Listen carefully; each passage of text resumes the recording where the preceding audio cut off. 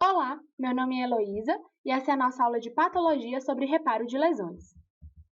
As lesões teciduais que se acompanham de morte celular ou destruição da matriz extracelular sofrem um processo de cura que se dá por regeneração ou cicatrização. Na regeneração, o tecido morto é substituído por um morfofuncionalmente idêntico. Já na cicatrização, é um tecido neoformado originado do estroma que substitui o tecido perdido. Bem, esse é basicamente o nosso assunto, mas para chegarmos até ele, precisamos falar sobre algumas coisas, como por exemplo, dos mecanismos de controle da proliferação celular. A multiplicação celular é indispensável durante o desenvolvimento normal dos organismos e necessária para repor as células mortas. A diferenciação refere-se à especialização morfológica e funcional das células. No seu ciclo vital, as células podem se encontrar em duas fases. Elas podem estar em mitose, quando as células dividem o material nuclear, ou na intérfase, que é o período entre as duas divisões celulares. Em tecidos de renovação contínua, os chamados lábeis, existem células em mitose, células nas fases G1, S e G2, e ainda células se diferenciando. Nos estáveis, as células se diferenciam e deixam o ciclo, que é a fase G0, mas mantém a capacidade de entrar em G1. E em tecidos perenes, as células atingem a diferenciação terminal e não mais se dividem. O controle do ciclo celular é feito por sinais externos chamados fatores de crescimento e moléculas da própria célula, que são capazes de perceber ameaças para a estabilidade do genoma e promover o início e a progressão da divisão celular. Uma vez iniciado o ciclo, o fenômeno não progride automaticamente. Existem pontos estratégicos de restrição ou checagem, nos quais há uma parada, podendo ocorrer continuidade ou bloqueio do ciclo. Determinada fase só ocorre se a anterior estiver completa ou se as condições do meio forem adequadas. A CDK e as ciclinas são as principais proteínas reguladoras do ciclo celular. As ciclinas se ligam às CDKs e controlam a taxa de fosforilação das proteínas responsáveis pelos inúmeros fenômenos que ocorrem na divisão celular. Nessa imagem, por exemplo, nós vemos o que acontece com a proteína RB. Em células não estimuladas, a proteína RB fica hipofosforilada e liga-se ao fator de transcrição E2F e à histona desacetilase, que promove a compactação da cromatina. Já quando ocorre estímulo por fator de crescimento, ocorre a ativação do complexo ciclina D-CDK, que fosforila a proteína RB, que libera a histona desacetilase e o E2F, e ele se liga ao DNA e induz sua duplicação. Aqui podemos ver que as ciclinas ativam as CDKs, as quais ativam genes cujos produtos iniciam e fazem progredir o ciclo celular. Por exemplo, os complexos ciclina D-CDK iniciam e fazem progredir a fase G1. A proliferação celular resulta da ação coordenada de numerosos agentes estimuladores e inibidores da divisão celular. As substâncias mais importantes do controle da taxa de divisão celular são os fatores de crescimento. Eles se ligam a receptores específicos, quase sempre localizados na membrana citoplasmática, para que atuem. Aqui, uma tabela para ilustrar a origem dos sítios de ação de alguns fatores de crescimento, como, por exemplo, o EGF, que tem como fonte a glândula submandibular e a urina, e como células-alvo as células epiteliais, mesenquimais e gliais. Alguns fatores de crescimento influenciam não só a proliferação, como também a migração das células. Eles ativam proteínas que atuam no processo de reorganização do citoesqueleto e na aquisição do fenótipo de célula móvel. Ativam também genes de metaloproteases, facilitando a degradação da matriz extracelular e o deslocamento celular. São 3 os receptores de fatores de crescimento. Os receptores transmembranosos com atividade da proteína sinase em tirosina ativam diversas vias que atuam na produção de fatores de transcrição que induzem genes que levam à duplicação do DNA, divisão da célula e inibição da apoptose. Os receptores transmembranosos sem atividade da proteína sinase em tirosina capturam sinases que estimulam a transcrição gênica, e os receptores de várias voltas nas membranas acoplado à proteína G formam uma grande família, cuja característica principal é ter vários domínios intramembranosos e estar acoplados a uma proteína G trimétrica. Falando agora um pouco acerca da adesão celular, devemos lembrar que a inibição por contato é o fenômeno pelo qual uma célula cessa a divisão e o deslocamento ao entrar em contato com outras células. Esse é um processo muito complexo que envolve moléculas de adesão, as caderinas, integrinas e a superfamília de imunoglobulinas. As caderinas fazem adesão com a molécula homóloga de outra célula na presença do íon cálcio. Já as integrinas associam a proteínas da matriz, como o colágeno e a laminina. O controle de proliferação celular por fatores de crescimento envolve muitas moléculas e vias de sinalização. O que acontece é a ligação do fator de crescimento ao receptor, seguida da ativação do receptor do fator de crescimento, que provoca a ativação de fatores de transcrição, a codificação de proteínas, que leva ao início de G1 e o prosseguimento do ciclo. Agora iremos entrar em um assunto muito interessante e atual, que são as células-tronco. As células-tronco são células indiferenciadas,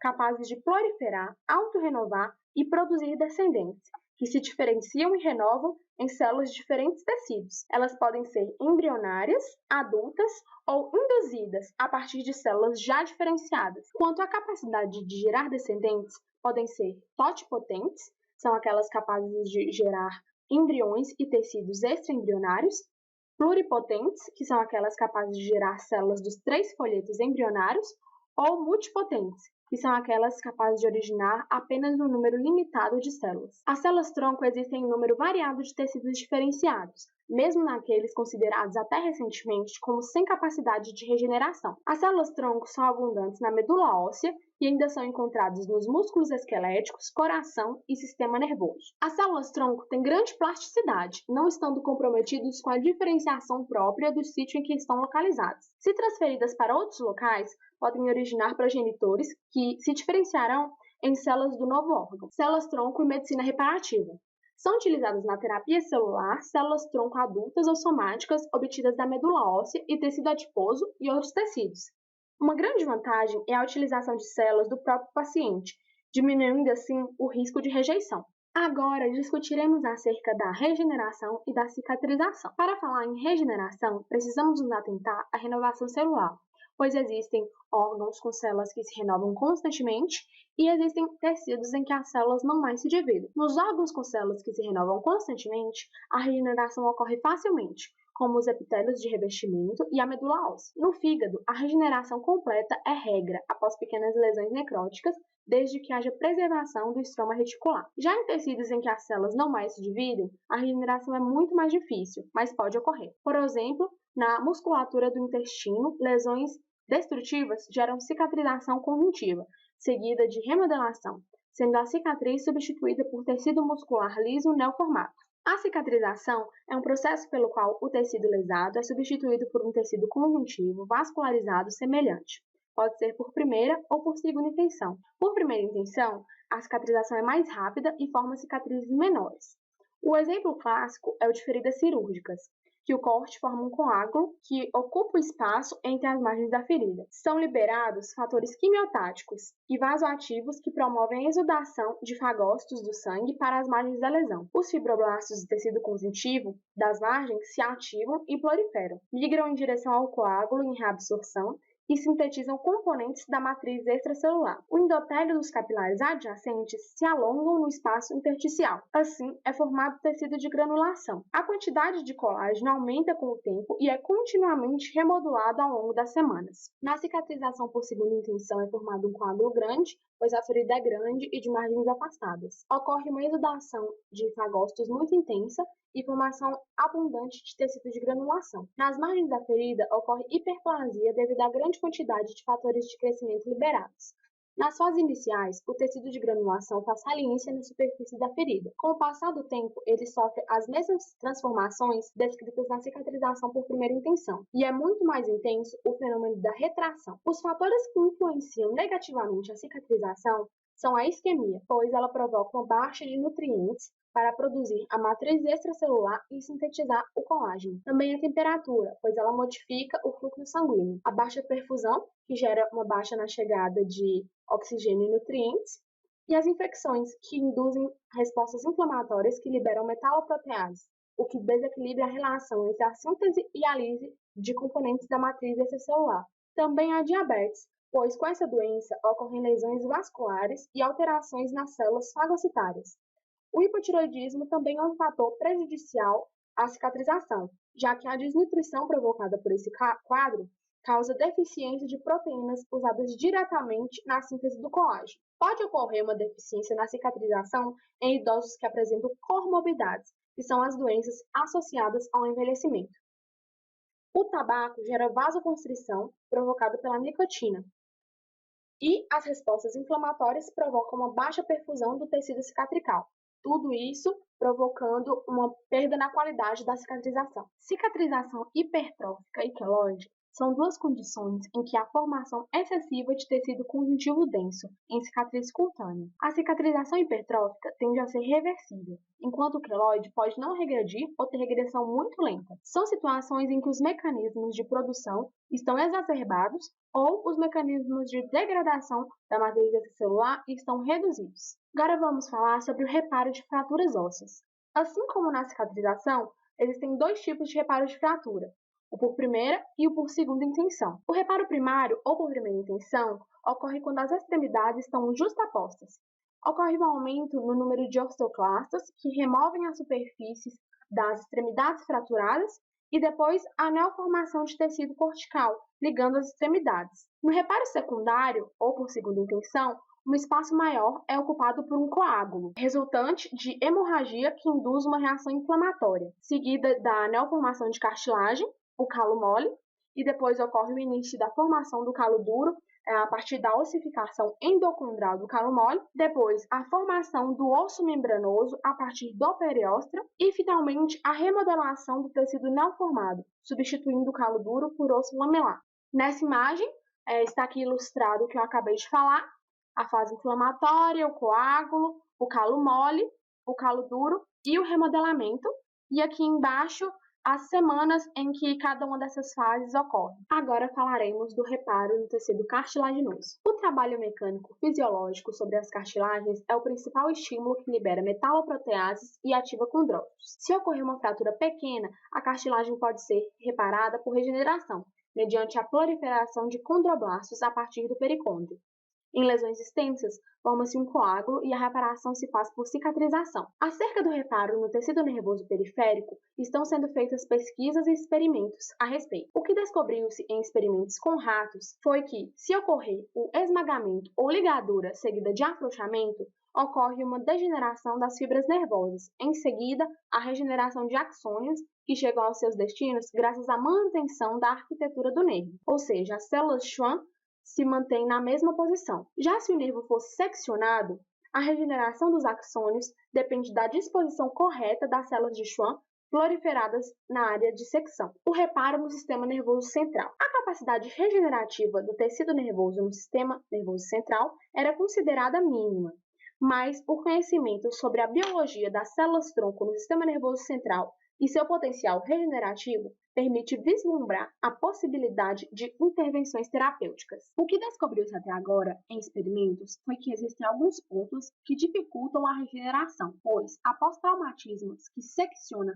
fibras nervosas do sistema nervoso central, os oligodendrócitos sofrem apoptose ou hipotrofia, não contribuindo nem com a remoção dos fragmentos, nem com a remielinização. Também, os inibidores de complemento dificultam a opsonização da mielina desintegrada. E ainda, a barreira hematocefálica é mais difícil de ser quebrada no sistema nervoso central, o que dificulta a passagem de anticorpos naturais antimielina. Agora falaremos das fibroses. As fibroses são condições em que há um aumento no estroma conjuntivo de um órgão decorrente de cicatrização ou de um processo reacional, em que a produção da matriz extracelular não está relacionada com o processo reparativo. Os mecanismos gerais.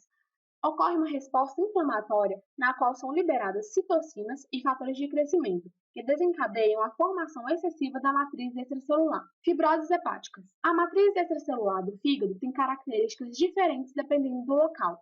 Por exemplo, nos espaços porta, no interior dos lóbulos e na região da veia centralobular. Após a necrose hepática focal, a matriz extracelular permanece intacta e os hepatócitos regenerados ocupam a mesma posição dos necrosados. Se a necrose é mais extensa, o estroma reticular colapsa. Ocorre deposição de colágeno, formando-se septos fibrosos envolvendo os nódulos de regeneração. A fibrose hepática no etilismo crônico depende da ativação de células estreladas, que se transformam em miofibroblastos e produzem colágeno. Tais células são ativadas pelo acetadeído e por radicais livres originados do etanol. Na esquistossomose, a fibrose hepática é a lesão mais grave e importante. Os ovos do parasito localizam-se predominantemente nos espaços porta, onde induzem a inflamação granulomatosa. Fibroses cardíacas. Neoformação conjuntiva no miocárdio é condição frequente, especialmente em cicatrizes na área de infarto. Nas fibroses que se desenvolvem em miocardites crônicas, como a chagásica, a neoformação conjuntiva contribui para a diminuição da capacidade contrátil. Na arteriosclerose das coronárias, a hipóxia variável do miocárdio, o que leva à necrose focal e possivelmente à apoptose. Fibrose do miocárdio na hipertrofia cardíaca. Se ocorrer uma sobrecarga por exercício físico, fístulas arteriovenosas ou anemia crônica, há um aumento de estroma proporcional à hipertrofia, de modo que a relação entre a massa de fibrocélulas, a massa vascular e a massa da matriz extracelular fica mantida. Cessada a causa, a hipertrofia regride. A fibrose independe da hipertrofia. Doença de Chagas. A miocardite crônica da doença de Chagas acompanha-se de fibrose acentuada, às vezes difusa, com o aumento do colágeno endo e perimesial. A fibrose é intensa nos pacientes com insuficiência cardíaca congestiva e direta, na forma indeterminada da doença. Fibromatoses consistem na proliferação exagerada de tecido conjuntivo e produção de grandes quantidades de fibra colágenas espessas que formam massas irregulares ou nódulos. Aqui temos essas 4 doenças para ilustrar quadros de fibroses e fibromatoses. Na doença de Dupuytren, a fibrose na fáscia resulta na contractura dos dedos. Na fibromatose peniana, a fibrose no dorso do pênis altera a conformação do órgão. No tumor desmoide, ocorre uma proliferação de tecido conjuntivo que infiltra lentamente nas estruturas vizinhas, especialmente fáscias e músculos. E na fascite nodular, ocorre uma proliferação de tecido conjuntivo no subcutâneo ou junto de aponeuroses. Regressão de fibroses. As fibroses podem evoluir ou mesmo desaparecer se o estímulo que as induziu desaparecer. Depende de metaloproteases e seus inibidores. Se o estímulo fibrogênico deixar de existir, é possível que metaloproteases ativadas ou TIMPs inibidos iniciem e completem a degradação da matriz. Bem, pessoal, com isso terminamos a nossa videoaula. Muito obrigada por assistirem. Foi um prazer!